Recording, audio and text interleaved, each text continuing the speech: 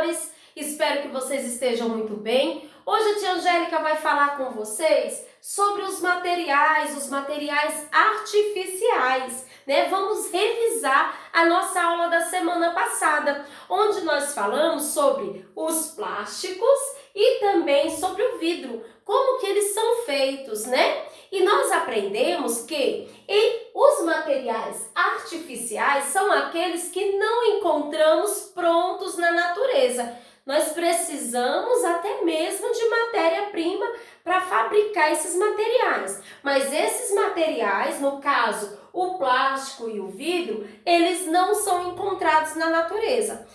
As coisas para fazer, a matéria-prima para fazer esse material, nós encontramos na natureza, porém eles não são encontrados na natureza.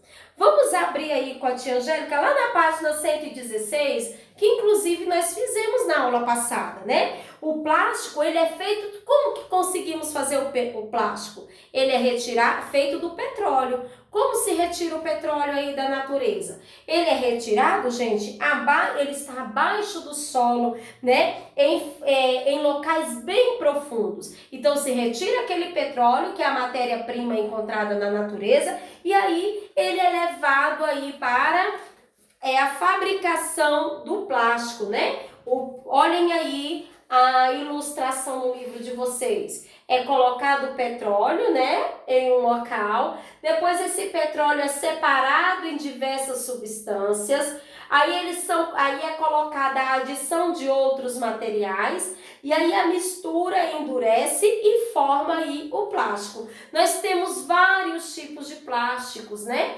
Na sua casa, você tem muitos materiais feitos de plástico? Vocês observem só.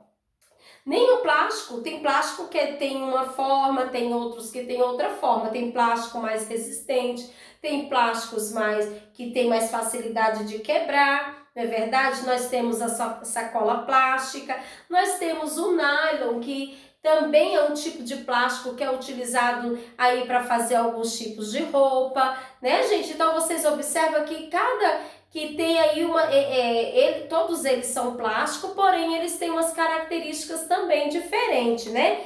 Tem plásticos aí mais duráveis, tem outros que não. O acrílico, né, gente? O acrílico, ele também é um plástico rígido, sempre usado para substituir o vidro em muitos objetos, e o nylon também.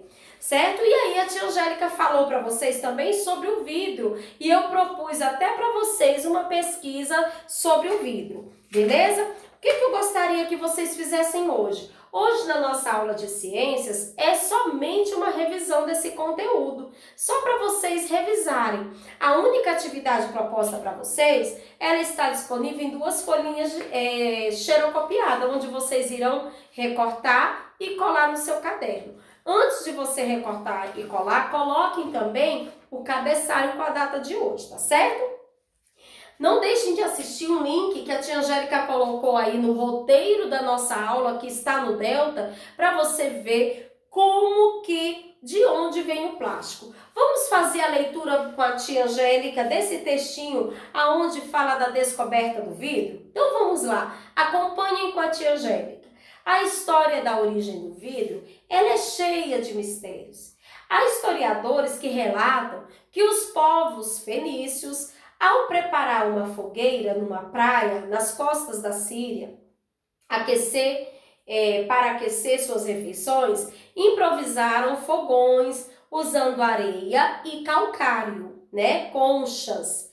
Passando algum tempo, notaram que do fogo escorria uma substância brilhante que se solidificava, então ficava mais o quê? Endurecido imediatamente. E foi assim que o vidro teria sido descoberto. Agora veja alguns exemplos do uso do vidro. Aplicação, né, embalagens, utensílios domésticos. Então, de acordo com o texto, gente, o que está dizendo aqui? Que os fenícios, né, são os povos fenícios, eles iam preparar seus alimentos, né, e aí eles faziam fogueiras, então numa praia, então lá na praia, né, na costa da Síria. Então, para aquecer as suas refeições, eles improvisavam fogões E nesse fogões tinha o quê? A areia e o calcário, né? Esse calcário era o quê? As conchas. Então, quando eles viram, né, que essa areia e esse calcário que eles colocaram para fazer aí de fogões, ela ia o quê? Aquecendo, né? Então, passando algum tempo, notaram que do fogo escorria uma substância. Então, se misturava aí a areia e o calcário em forma de líquido. Vocês já estudaram com a tia Angélica as formas, né? O líquido, o sólido e o gasoso. Então, essas substâncias, ela ficava o quê? Líquida, uma forma líquida. E depois, líquida e brilhante. E depois eles notaram que esse fogo que escorria, essa substância brilhante, que ela se solidificava. Então, ela ficava mais o quê? Ela ficava sólida, né? Durinha. E aí foi assim que se descobriu o uso do vidro e hoje é tão utilizado aí nas nossas residências. Aí, o que vocês vão fazer na nossa aula de hoje, galerinha?